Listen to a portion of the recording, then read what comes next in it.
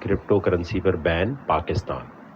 2018 دسمبر میں prime minister house سے ایک نوٹیفیکیشن نکلا تھا کہ کرپٹو کرنسی کو بین کیا جائے, بٹ کوائن کے ڈیلرز کو پکڑا جائے, اور یہ عمران خان کی حکومت نے انیشیٹ کیا تھا. اب وہ جو نوٹیفیکیشن ہے اسی کو لے کے سینٹ میں بات ہو رہی ہے کہ پرانی حکومت بھی تو یہ کہہ رہی تھی کہ بھائی جان اس کو بین ہونا چاہیے تو اس کو بین کریں.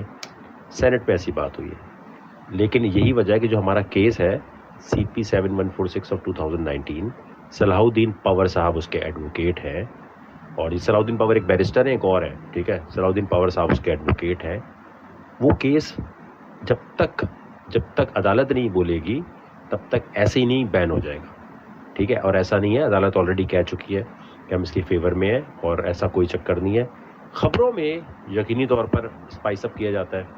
جیسے آپ اگر دیکھیں گے تو وقار زکا کے بارے میں بھی ایسی خبر آتی ہے نا, جیسے پتہ نہیں وقار زکا نے قتل کیا تھا پاکستان میں, اب بھاگا ہوا ہے, ایسے ہی آتا ہے نا. یا وقار زکا نے جو ہے گولی شولی ماری بھی ہے کسی کو, اور قتل کرنے کے بعد اب وہ دنیا میں پتہ نہیں کہیں چھپ کے بیٹھا ہوا ہے, اور اس لیے نہیں آتا پاکستان. ایسی باتیں ہوتی ہیں نا.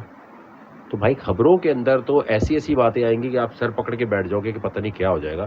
دھاڑ دھوڑ میوزک لگا کے دھڑن دھڑن دھڑن دھڑن, ایسا کوئی چکر نہیں.